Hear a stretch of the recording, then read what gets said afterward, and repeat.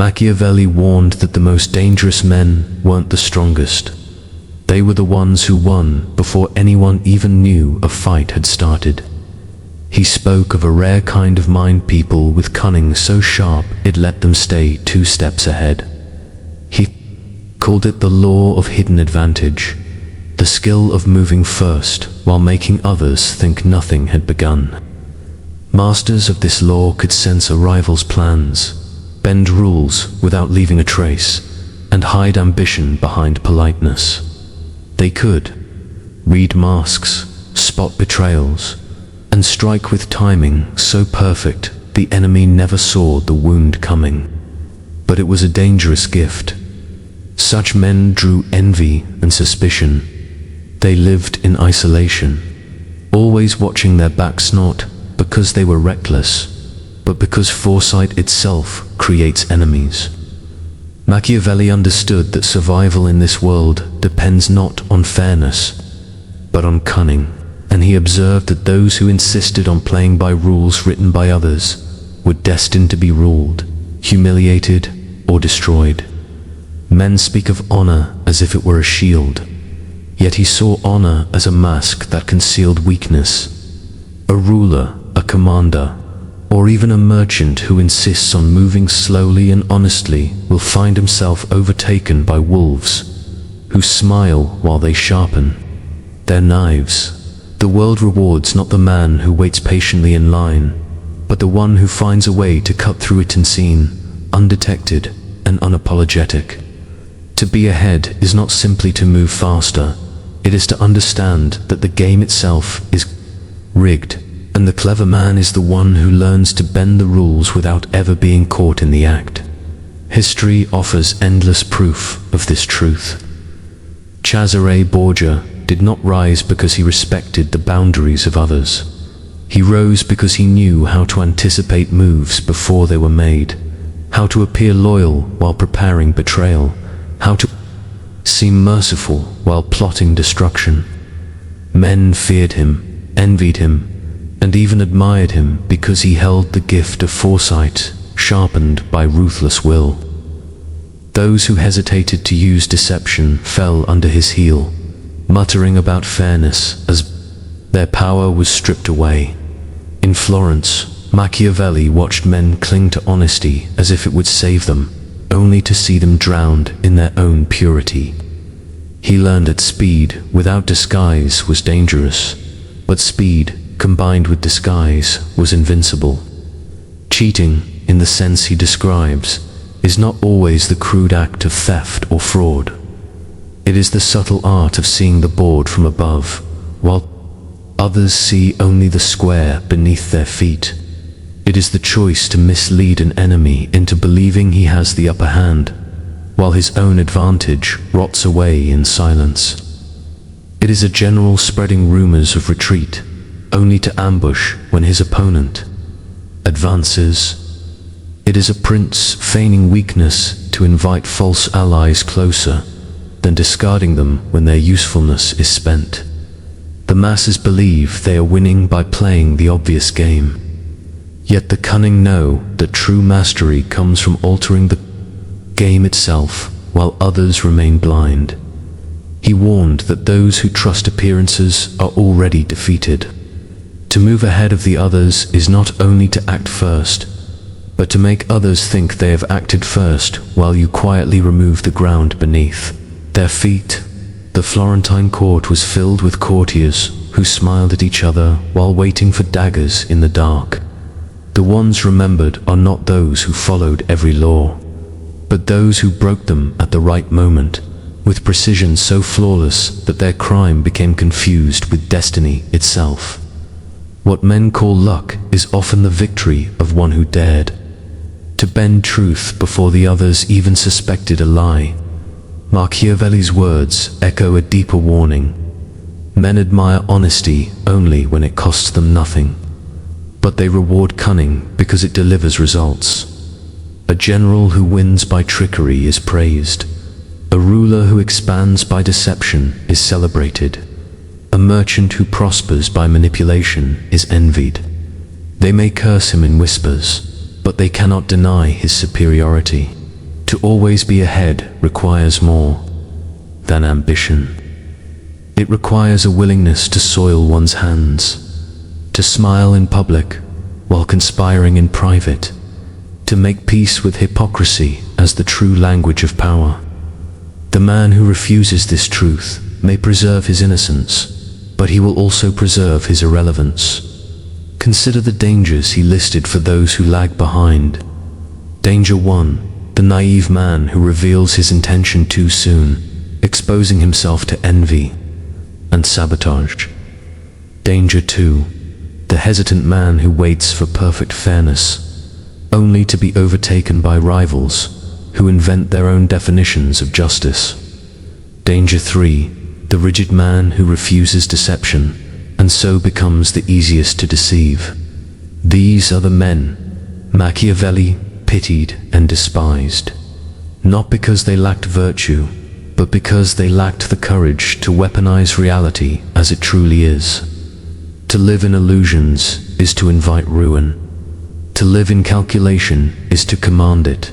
The lesson he draws is brutal yet liberating. To be ahead, even by dishonesty, is not a shameful act, but a necessary one. For in the struggle of survival, the world remembers not who played fair, but who stood victorious. The righteous man may be praised in sermons, but his bones will rot in the earth. While the cunning carve empires, Machiavelli urges his listener to cast away childish notions of fairness and to embrace the cold fact that men respect strength, fear deception, and forget morality in the face of results. To cheat well is not to betray others. It is to betray the illusions that others cling to see the world with eyes unclouded by fantasy, and to seize advantage before it is noticed. To remain ahead, one must master the rhythm of concealment and revelation, for power thrives in shadows more than in light. Machiavelli observed that men reveal too much of themselves out of vanity, hunger for approval, or the foolish belief that transparency makes them trustworthy. Yet every secret surrendered is a weapon handed to an enemy. To cheat is not merely to deceive, it is to understand that information itself is the battlefield, and the one who controls what others know controls their destiny. In the courts of Florence, he saw reputations rise and fall not by virtue, but by rumor whispers spread like blades in the dark. Those who survived longest were those who knew when to speak half-truths, when to hide intentions, and when to manufacture false trails that led rivals into ruin. Consider the general who marches his army through open fields, declaring every move as if inviting applause. He is slaughtered before the battle has even begun. Compare him to the commander who releases false messengers, tricks scouts with phantom camps, and attacks not where his enemy expects, but where he is weakest. Victory comes not from strength alone, but from forcing one's opponent into blindness. Machiavelli's lesson is clear. Deception is not an act of dishonor, but an instrument of survival. Those who cling to the illusion of playing fair are not noble, they are prey, waiting for the cunning to devour them. Machiavelli's pen carved examples from history to sharpen this truth. Savonarola, too honest and too loud, revealed every thought he carried, and for this he burned. He believed purity alone would protect him, and instead it drew his enemies to his throat. Cesare Borgia, by contrast, cloaked his intentions, striking when least expected, forging alliances he never intended to honor, and discarding them once their usefulness had expired. The difference between the two was not fortune, but foresight. One exposed his ambition too soon and perished. The other masked his ambition until it became irresistible, and through that disguise carved his place in history. The cunning man learns to use morality as a costume rather than a compass. He knows that men want to believe in justice, kindness and loyalty, and he offers them the illusion of these things until the moment they are no longer useful. He cheats, not for the pleasure of betrayal, but for the higher prize of control. Every oath becomes negotiable, every friendship temporary, every alliance conditional upon survival. To remain ahead is not to abandon morality, but to wield it like a stage, convincing the audience of one thing while preparing another behind the curtain. The tragedy of the naive is that they mistake this theater for sincerity, and by doing so, they surrender themselves to ruin. Machiavelli emphasized that perception matters more than truth. Men believe appearances, and appearances are the easiest thing to control. The man who cheats skillfully constructs an image of loyalty, generosity, and moderation, while beneath this image, he sharpens his claws. Rivals see the mask and lower their guard. Allies trust the smile and miss the hidden blade. The most dangerous man is not the openly ruthless, but the one who looks harmless while quietly dismantling the strength of others. He cheats by living in two layers, the world of appearances that men worship, and the world of realities that he alone commands. There are traps for those who fail to understand this law. Pitfall 1. Believing honesty is always rewarded, when in truth it often exposes weakness. Pitfall 2. Mistaking early trust for permanent loyalty, when loyalty dissolves the moment fortune shifts. Pitfall 3. Assuming men respect virtue over success, when history shows they bow to whoever prevails, regardless of how. The clever man avoids these traps by accepting the ugliness of human nature and shaping it to his advantage. He cheats because he knows that men would cheat him if given the chance, and he prefers to act first. The arc of ruin and mastery is revealed in these examples. The honest man, betrayed and broken, may be praised as pure, but is remembered as weak. The cunning man, who cheats with precision, is cursed as ruthless, yet remembered as victorious. Machiavelli's words cut deep. It is better to be accused of treachery than to be forgotten in defeat. To always be ahead, one must embrace the role of deceiver, strategist, and silent architect of ruin. This is not cruelty for its own sake, but calculation, the price of command in a world where men respect only results. To move further into the heart of this truth, Machiavelli presses that the greatest danger is not the enemy who cheats openly, but the rival who cheats invisibly, who does so with such elegance that even his victims thank him for the wound. He observed that men rarely admit they have been deceived, for pride blinds them. They would rather invent justifications than confess they were outplayed. Thus, the most cunning man ensures not only that he stays ahead, but that those he has manipulated believe it was their own fault, even their own choice to fall into his hands. This is the essence of superiority, to arrange the pieces so completely that the defeated still believe they had agency, when in truth they were guided step by step into ruin. The Florentine courts were a stage for such mastery. Courtiers jockeyed for position, thinking that wit and charm alone would secure them influence. Yet Machiavelli saw how carefully placed deceptions decided their fates. A whispered word in the right ear, a false promise made at the right moment, an enemy's ambition, inflated until it destroyed him. All these were forms of cheating without name or proof. Men were not destroyed by armies, but by illusions that turned their strength against them. The lesson was unmistakable. The true art of power is to turn the very weapons of others into snares, to let their hunger, vanity, and recklessness blind them while you stand calm, untouched, and waiting. He noted that rulers who refuse this art exposed themselves to silent conspiracies. To move with honesty alone is to assume that others will grant the same in return. But this is a fatal illusion. In reality, men plot endlessly. Envy gnaws at their hearts. Resentment sharpens their tongues. Ambition drives them to strike when least expected.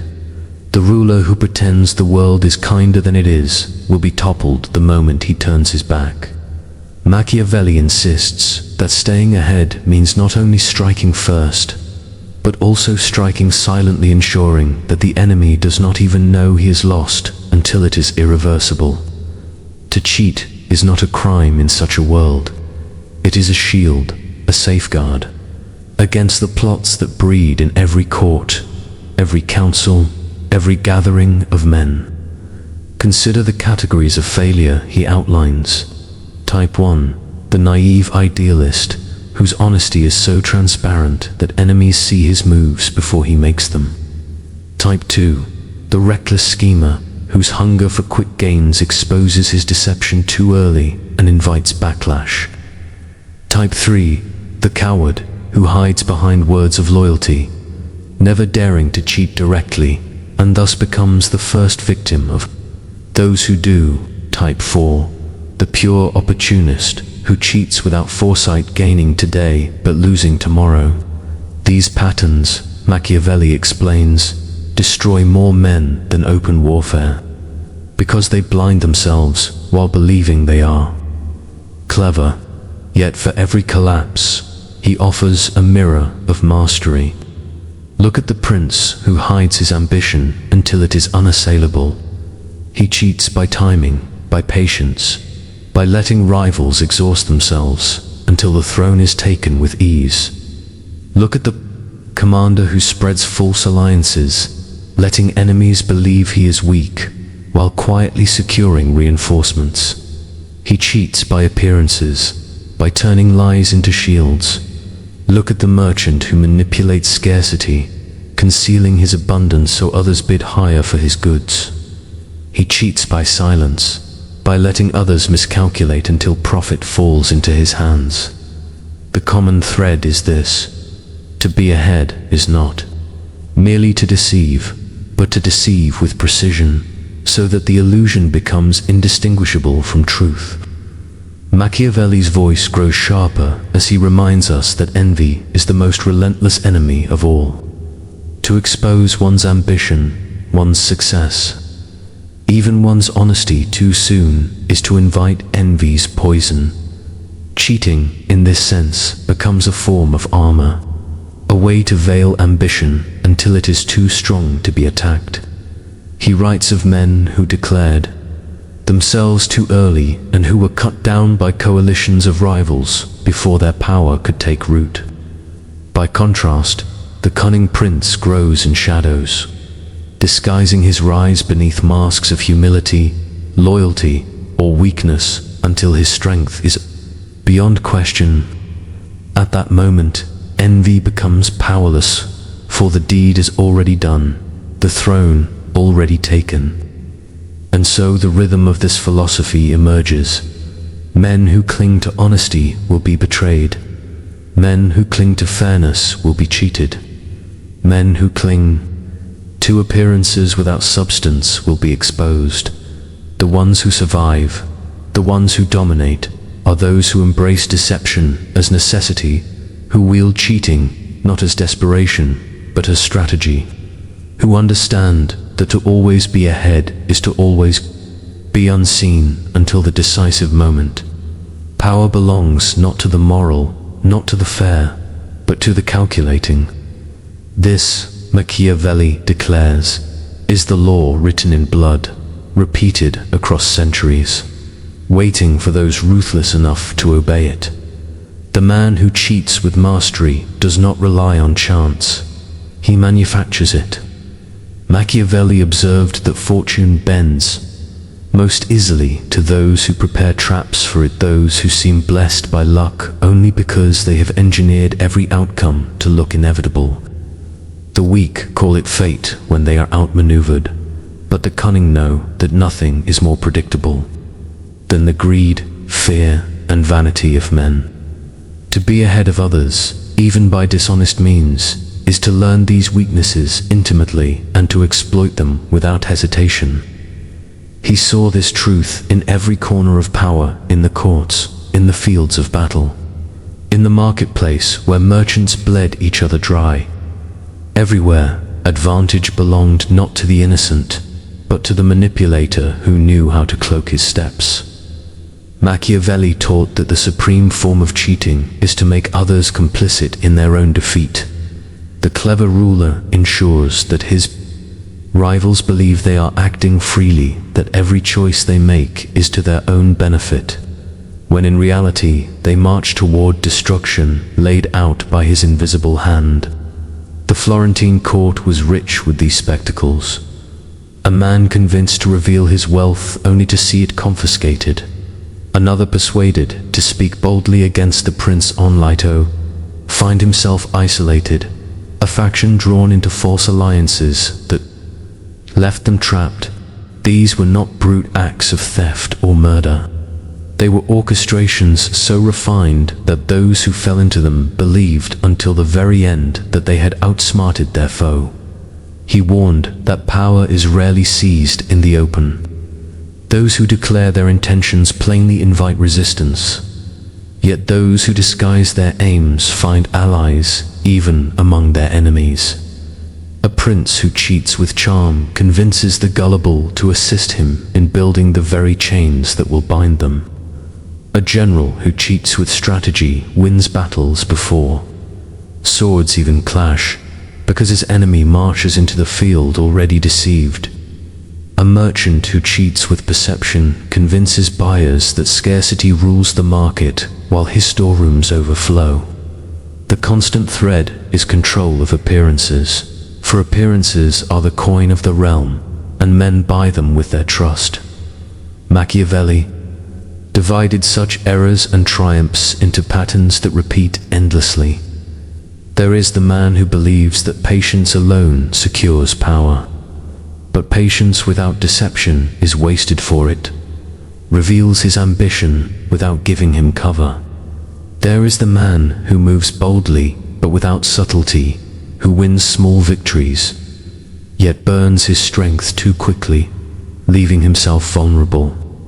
There is the man who thinks loyalty protects him, forgetting that loyalty is the most fragile bond, easily broken when envy whispers. And there is the rare man who blends all deception masked by charm, cruelty masked by necessity, ambition masked by humility.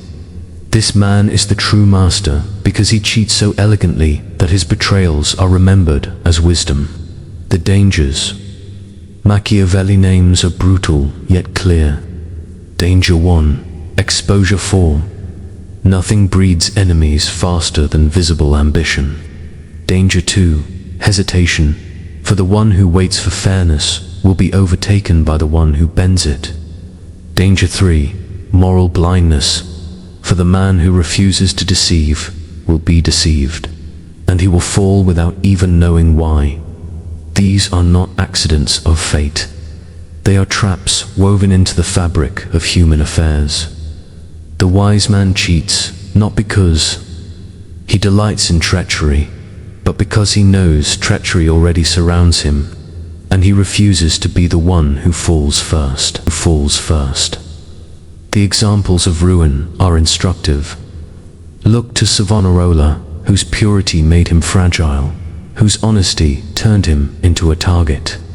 He burned not because he was wrong, but because he revealed too much too soon. Look to countless Florentine nobles, who believed alliances were bonds of trust, only to find that alliances exist only as long as they are useful. Their mistake was not in believing, but in believing without calculation. Contrast this with Cesare Borgia, who made promises with one hand while preparing daggers with the other, who advanced not by chance, but by constructing illusions that no rival could pierce until it was too late. His so-called fortune was the product of ruthless cheating veiled by elegance.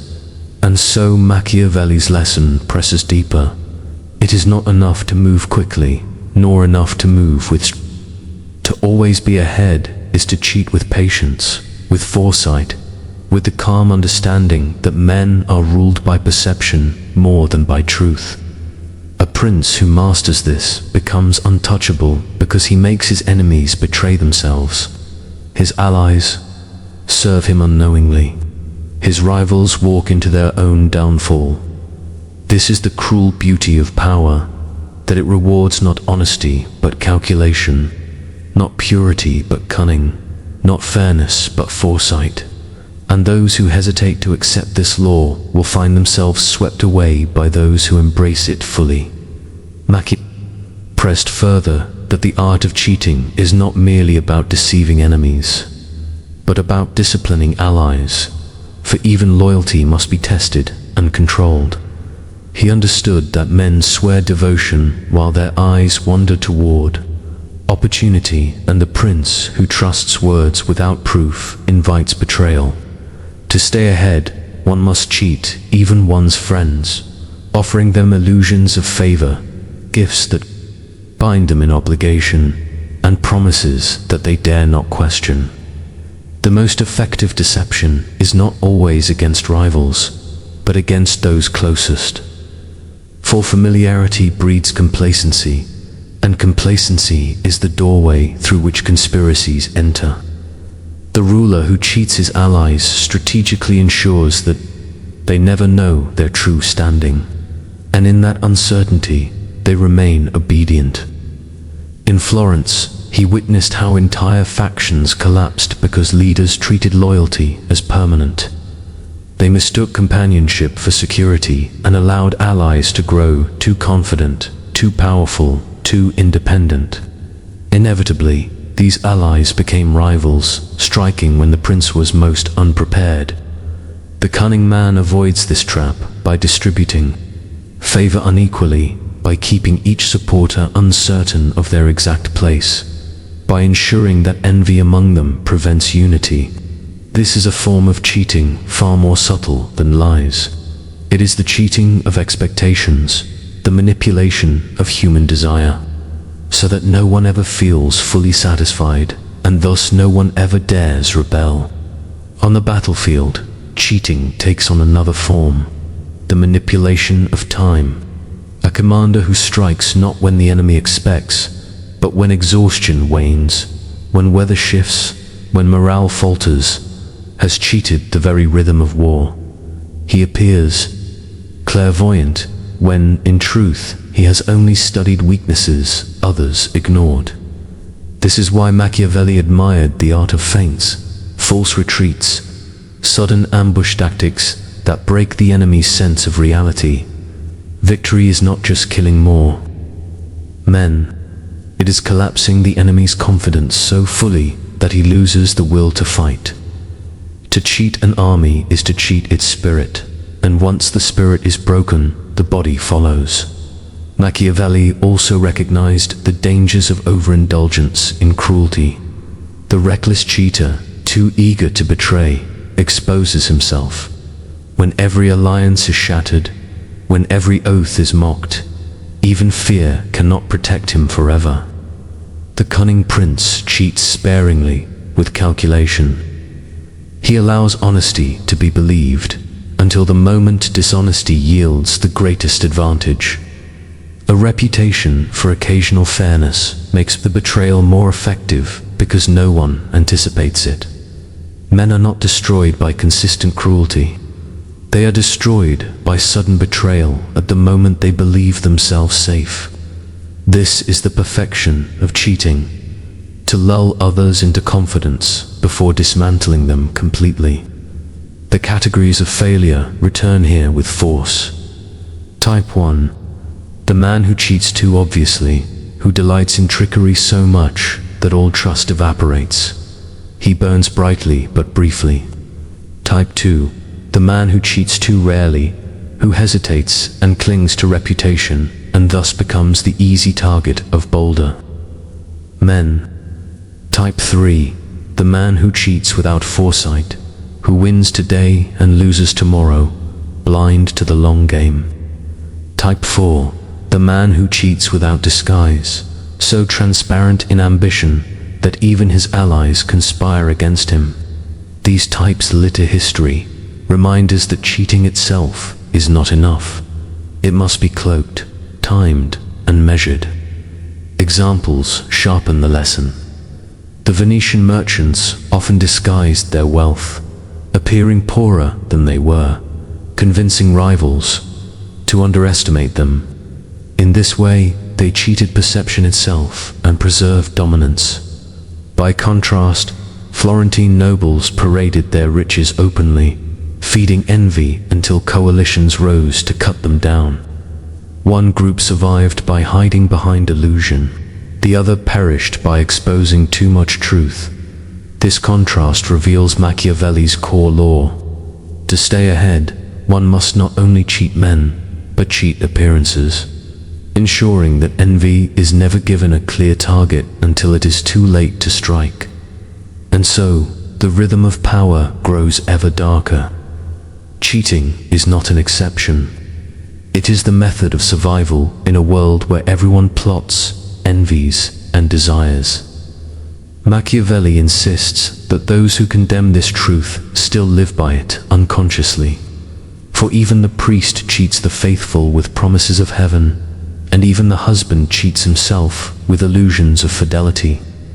The difference between the weak and the strong is not who cheats, but who cheats with clarity, foresight, and control.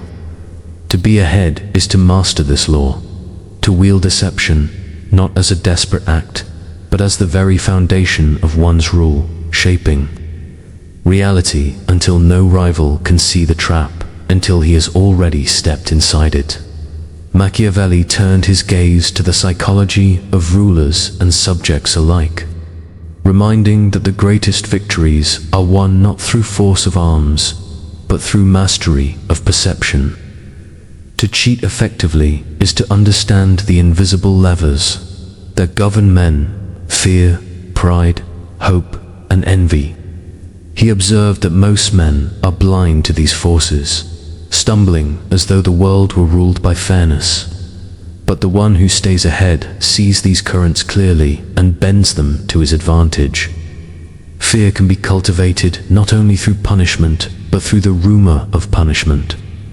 Pride can be turned into a leash for men who believe they are clever, can be guided into traps they think they designed themselves.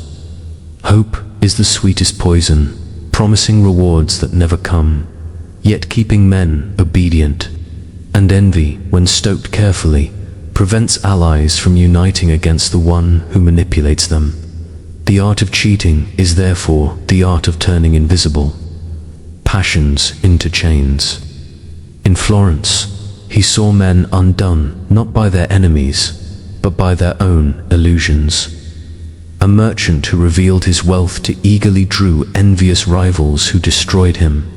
A courtier who spoke too boldly of loyalty exposed himself as an opportunist, making both friends and enemies distrust him.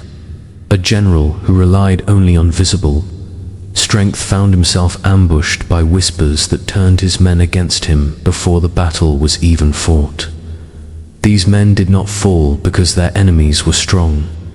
They fell because they left themselves unguarded against the invisible weapons of perception. Machiavelli's warning is cruel but precise. To cheat is to use what others already believe against them, to weaponize their blindness until they ruin themselves. The patterns of failure appear again, each one repeated across generations. There is the naive idealist who believes words of loyalty mean permanence and thus is blindsided when his allies defect. There is the reckless schemer who betrays too often and too loudly until he becomes a target for vengeance. There is the coward who believes that by hiding his ambition he can escape envy, but who hides so deeply that he is overlooked and forgotten. And there is the opportunist who cheats without strategy, gaining scraps today but leaving himself powerless tomorrow.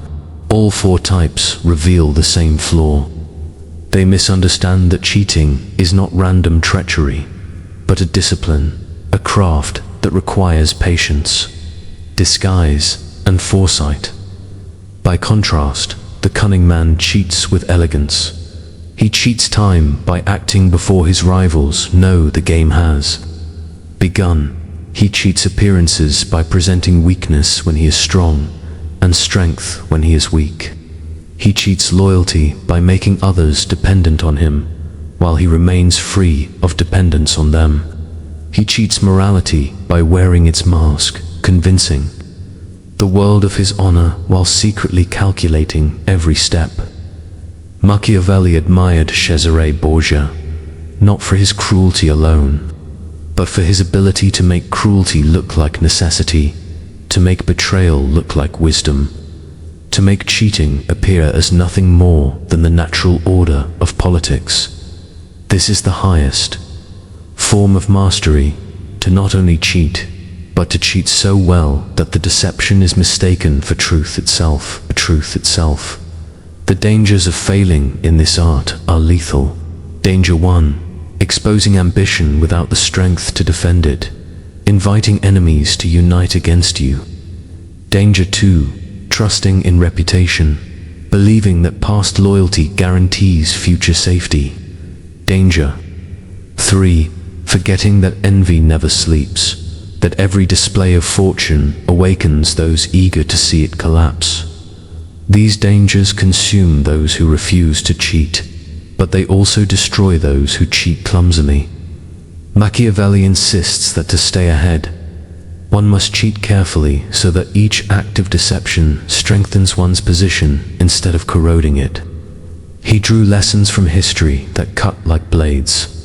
Savonarola, the priest who spoke too openly, believed his purity was his armor, and it became his death sentence. He cheated no one, and so he was consumed by those who did. Cesare Borgia, by contrast, cloaked his ambition behind masks, deceiving allies and enemies alike until his throne was secure. Men curse his ruthlessness, yet they remember him as powerful. Men praise Savonarola's virtue, yet they remember him only as ashes. The world forgets the moral man, but fears the cunning one, and fear ensures survival. This is why Machiavelli insists that the path to mastery is built on deception, not honesty. To cheat is to recognize the law that others pretend does not exist. To stay ahead is to move while others hesitate. To speak lies that others mistake for truth. To conceal daggers behind a smile. Men may whisper against such methods, but they still obey the one who employs them. Power belongs not to the fair, not to the pure, not to the dreamers of justice. Power belongs to the man who cheats and cheats, well, who forges illusions so convincing that even his victims admire him. This is the essence of survival, and without it, all else is ruin. The man who cheats with precision understands that every step must serve not just the moment, but the long game. For to stay ahead is not to win a single contest, but to bend the course of years. Machiavelli stressed that most men think only of immediate gain, of victories they can boast about today. Yet, those victories often become their downfall tomorrow. The cunning ruler cheats not for applause, but for endurance. He moves in silence, planting illusions that will only reveal their effect months or years later. Rivals celebrate too soon, convinced of their triumph, while he has already set in motion the chain of events that will strangle them. This is why the great deceiver is always underestimated, because his victories unfold too slowly for ordinary eyes to see until they are irreversible. He drew attention to the danger of exposing strategy too quickly. The impatient man cheats openly, believing clever tricks alone will secure him dominance. Instead, his pattern becomes visible, and men adapt to it. They come to expect his betrayals. They unite to resist his moves, and soon his weapon turns dull. The master deceiver avoids this by varying his methods, by weaving truth into lies, by occasionally allowing genuine loyalty to apparently, to withdraw it when the timing brings maximum destruction. To cheat effectively is to keep others off. Balance, never certain of what is true, never secure in what they believe. A ruler who achieves this ensures that no coalition can form against him, because confusion itself becomes his strongest ally. The categories of error repeat like lessons written in blood. There is the idealist who cannot bring himself to cheat at all, and so is swallowed by envy and betrayal. There is the brute schemer who cheats so carelessly that his enemies unite. Against him, there is the coward who cheats only through silence, too afraid to act decisively and so gains nothing. And there is the reckless opportunist who cheats boldly but without disguise, collecting short-lived victories that collapse into permanent ruin. These failures remind us that cheating is not a matter of impulse, but of artistry. And those who forget this truth are undone by their own clumsiness. Machiavelli contrasted these with the archetypes of mastery.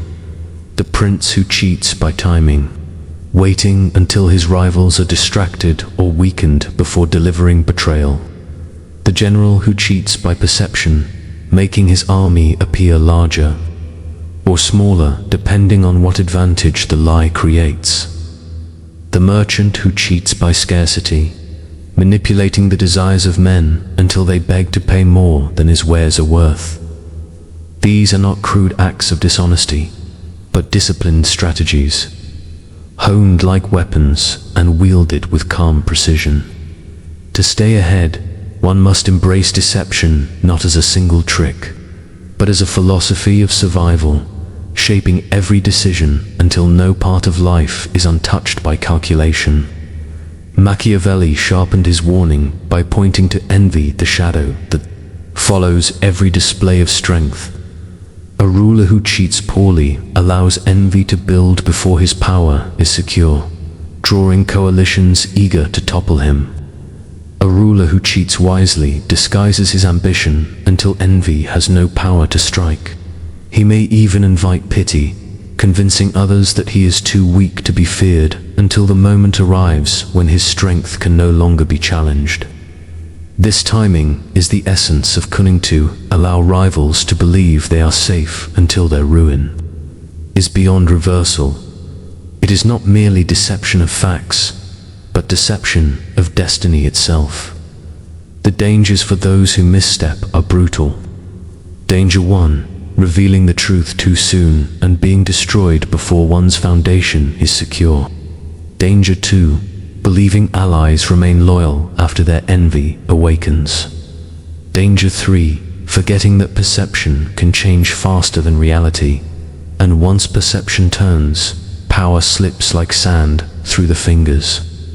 These dangers mark the graves of princes and commanders alike, for power does not forgive those who miscalculate appearances. The cunning man avoids these deaths by never revealing more than is necessary, by keeping masks ready for every occasion, by never allowing his rivals to see the full extent of his reach. He illustrated the lesson with lives that stood as warnings. Savonarola exposed his vision to openly, proclaiming purity without force, and was consumed by flames. His failure was not in his ideals, but in his refusal to cloak them. Cesare Borgia concealed cruelty with elegance, ruthlessness with charm, and by doing so stretched his survival far beyond what fortune alone would have granted him. Men curse Borgia's name, but they still speak it. Men praise Savant faith, but they do so only when recalling his ashes. Such is the choice before. All men who desire power face a choice: to be remembered as feared, or to be forgotten as pure. And so, Machiavelli's voice cuts deeper. To always be ahead is to embrace deception as the only law that governs survival. Cheating is not an act of desperation, but the essence of rule itself, the dividing line between those who command and those who are commanded. To deny this law is to walk blindly into the jaws of envy and ruin. To accept it is to rise above the illusions of fairness, to see the world as it is, and to bend it toward one's own survival. Power belongs not to the just, but to the cunning, not to the faithful, but to the deceiver, not to the dreamers, but to the architects of illusion. This is the stage upon which men fight, and only those who cheat with mastery will endure upon it. Machiavelli pressed that the highest refinement of cheating lies not merely in deceiving men about your actions, but in deceiving them about your nature. To stay ahead, a prince must not only conceal his intentions, but fabricate an entire character that others will mistake for truth. Men crave certainty. They long to believe they know the essence of their ruler, their general, their merchant. The cunning man gives them this certainty, but only as a mask. He wears the face of loyalty, generosity, piety, or humility, full well that these are costumes, stage props in the theater of power. Behind them, he conceals calculation and ruthlessness. To cheat men at the level of appearances is one victory. To cheat them at the level of identity is supremacy, for it ensures they no longer question anything he does. He observed how rulers who failed in this craft condemned themselves. The naive idealist refuses to wear a mask at all, exposing himself in naked honesty, and is torn apart by envy and suspicion. The reckless schemer changes masks too often, betraying himself through inconsistency. The coward hides behind the mask of silence and, in doing so, erases himself from relevance. The opportunist cheats without discipline, shifting personas without foresight, and eventually finds himself despised for his transparency. All of these types perish because they misunderstand that men judge not reality but perception, and that perception must be sculpted with as much care as stone cut by the chisel. Machiavelli praised those who understood this art. A prince who appears merciful while secretly crushing his enemies creates the illusion of justice. A general who appears cautious while secretly preparing bold ambushes convinces his rivals that they are the ones who dictate the pace. A merchant who pretends to be poor while hoarding wealth convinces his competitors to overextend themselves. These men cheat reality itself, shaping what others believe until those beliefs become shackles. Their enemies collapse not because of brute strength, but because of illusions so persuasive they cannot be escaped. To always be ahead, one must not only deceive with words, but with the entire image one projects to the world. He reminded that men do not admire what is real. They admire what they can see, and what they can see is easily manufactured. A ruler may be cruel in private, yet if his cruelty is cloaked in rituals of mercy, he is praised as virtuous. A commander may be reckless, yet if his recklessness is hidden beneath staged caution, he is seen as wise. A merchant may bleed his rivals dry, yet if he presents himself as modest, he is envied rather than despised. The true genius of cheating lies not in simple lies, but in constructing a false world so complete that men believe it even as it destroys them. Machiavelli named the dangers for those who neglect this mask. Danger 1, assuming that virtue itself is enough, forgetting that men judge by appearances, not by substance. Danger 2, overindulging in deception so crudely that it becomes visible, turning admiration into distrust. Danger 3, clinging too tightly to a single mask so that when the situation shifts, the mask no longer fits and the man is revealed. These dangers explain why so many rulers, merchants, and commanders rise quickly only to collapse. They did not fail in strength or fortune, but in their inability to sustain the illusions that shielded their ambition. He contrasted ruin with mastery through vivid examples. Savonarola clung to purity as his identity, rejecting every mask, and was destroyed when his honesty turned into a noose. Cesare Borgia crafted himself as merciful when mercy suited, ruthless when ruthlessness was needed, pious when it won him allies, irreligious when it freed his hand. His enemies never saw the man himself, only the masks he wore, and by the time they suspected the truth, their destruction was sealed. One was remembered as a fool, consumed by his own ideals, the other as a master of calculation, feared even beyond death. And so the lesson grows sharper.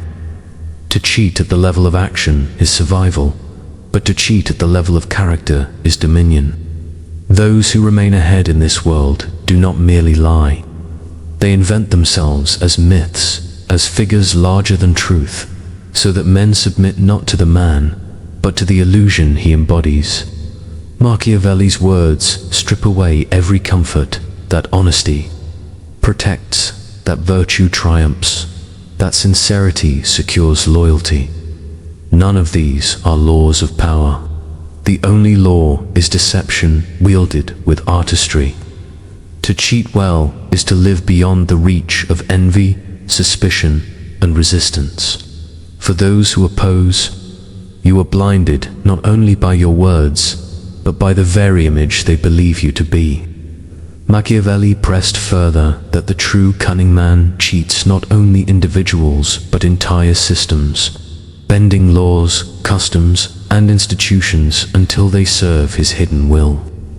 To stay ahead is not merely to deceive a rival, but to rearrange the very structure of power so that deception becomes invisible, indistinguishable from order itself. A prince who achieves this cheats without effort, for his rivals cannot tell where fairness ends and trickery begins. He understood that men are slaves to tradition, to ritual, to the illusion of continuity, and the ruler who manipulates these illusions cheats generations at once. He may cloak tyranny in the language of liberty, cruelty in the name of justice, betrayal in the guise of reform. And the people, desperate for symbols they recognize, will embrace their chains as progress.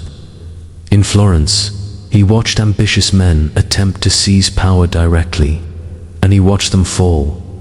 They relied on brute force or open conspiracies, and though they frightened their rivals, they exposed themselves too plainly. By contrast, those who moved with masks succeeded longer, embedding their ambition within the structures of the city itself. They cheated elections by controlling whispers. They cheated courts by turning judges into allies. They cheated religion by bending sermons to their favor. The weak call this corruption. Machiavelli called it foresight. For once deception is woven into the law itself, it is no longer recognized as cheating, but as the natural order of things. He emphasized that the most effective deception is systemic because it outlives the diva. A general who cheats a single battle may win glory, but a ruler who cheats the expectations of his people reshapes an entire era. The idealist fails here, believing that institutions are sacred and that playing within their rules will protect him.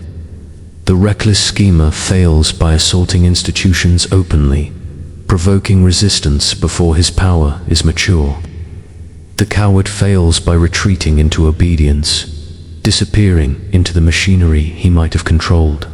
And the opportunist fails by using institutions only for short-term gain, leaving himself exposed once their weight turns against him.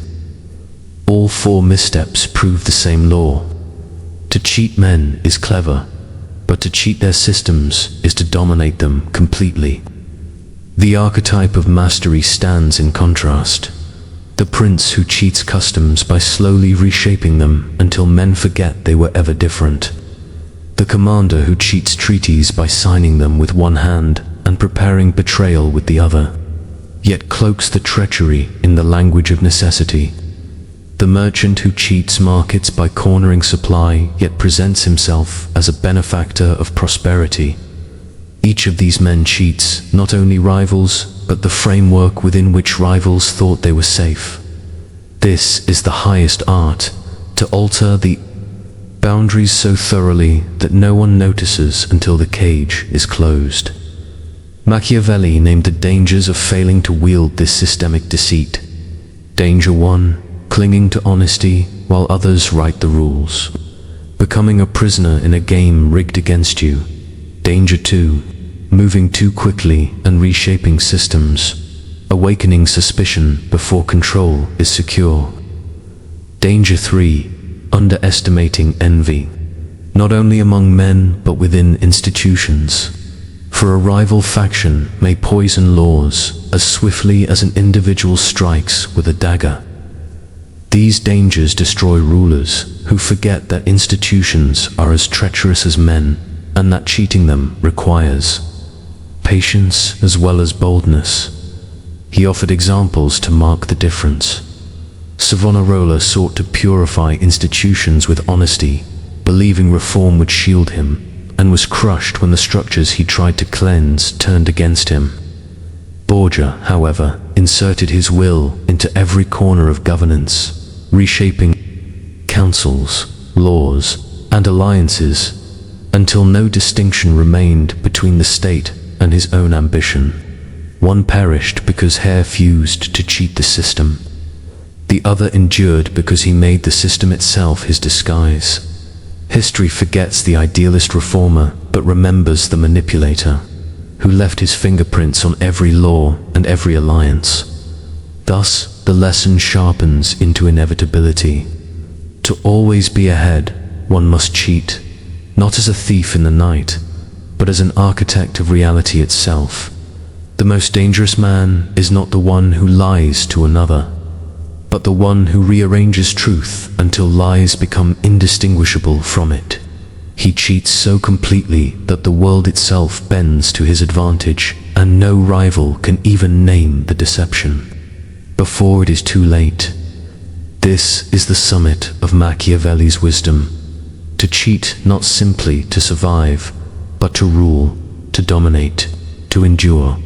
For in the theater of power, it is not virtue that secures the crown, but illusion. Not fairness that writes history, but cunning. Not justice that prevails, but the man who cheats better than all others. Machiavelli drove the final blade of his teaching into the heart of illusion. To stay ahead is not only to cheat men, appearances, or systems, but to cheat fate itself. Fortune, he argued, is a river, wild, unpredictable, destructive when it overflows. Most men drown because they trust it will always flow gently. The cunning man builds dams, channels, diversions. He cheats fortune by bending its flood into his own service, by anticipating its violence and preparing snares long before others imagine danger. To always be ahead is to refuse submission to chance, to cheat destiny by replacing its chaos with one's own design. The naive call it luck, the coward calls it fate, but the cunning know it is calculation. He pressed that those who refuse this final form of deception perish quickly. The idealist trusts fortune to reward virtue, but fortune betrays him at the first turn. The reckless schemer lunges at every opportunity without discipline, and fortune devours him in his haste. The coward resigns himself to fate, and in doing so ensures he is forgotten. The opportunist takes only what fortune drops at his feet and remains forever beneath the man who seizes what fortune has not yet revealed.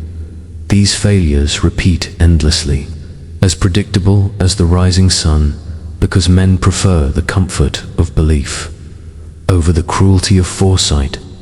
By contrast, the master cheats fortune by creating his own rhythm. He is never where his enemies expect, never exposed when disaster strikes. He cheats by stockpiling strength when others waste it, by cloaking ambition until the moment of strike, by appearing weak until weakness becomes a trap. He cheats by preparing exits no one sees, by building illusions so persuasive that even when fortune turns, men still believe he holds its favor. This is how rulers survive storms, not by faith in justice, but by crafting lies so strong they bend the storm itself. Cesare Borgia embodied this. Truth, rising from peril after peril, not because fortune smiled upon him, but because he cheated her, manipulating men, masks, and systems until even misfortune became a stage for his power. The dangers of neglecting this law are final. Danger 1. Believing fortune can be trusted and exposing oneself to its cruelty. Danger 2. Mistaking short-lived success for permanence and collapsing when fortune shifts. Danger 3. Forgetting that envy, fear, and ambition do not sleep, that even fortune itself conspires against the unprepared. These dangers erase the names of the weak from history, leaving only those who cheated fate to be remembered. Machiavelli insisted that men may curse cunning, they may whisper of treachery, but they kneel before results, and results belong to the deceiver who dares to step beyond illusions. Examples stand eternal. Savonarola, who waited for divine fortune to shield him, found only fire. Borgia, who built fortune with his own hands, carved a throne from chaos. The priest trusted fate and perished. The prince cheated fate and endured. Machiavelli's words echo like a dirge for all who believe fairness will save them. Fairness is the lie men tell themselves to excuse their ruin. Survival belongs to those who cheat not once, not occasionally, but as a way of life until deception and foresight are indistinguishable from breath itself. And so the lesson closes not with comfort, but with steel. To always be ahead is to abandon illusions, to embrace deception as necessity, to cheat men, systems, and fate with hesitation. Power is not the prize of the honest, but of the cunning. History is not written by the virtuous, but by the deceivers whose masks became reality. Survival is not granted to the just, but to the strategist who cheats better than all others. This is the world Machiavelli revealed, brutal, cold, unyielding. And in that world, only one law stands unbroken. Always be ahead, even if you must cheat. If you've made it this far, it's because a part of you already knows this truth. Fairness is a mask, and those who cling to it are the first to be devoured. To survive, to rise, to rule, you must be willing to move unseen. To cheat the game itself while others are still learning its rules. Now tell me in the comments, are you ready to soil your hands to wear the mask of virtue while sharpening daggers in silence? Are you willing to accept that survival belongs not to the honest, but to the cunning? If this message touched you, if it made sense, write in the comments. I stay ahead. Let's see how many here are truly ready to abandon illusions for power. And don't forget, keep watching the next video.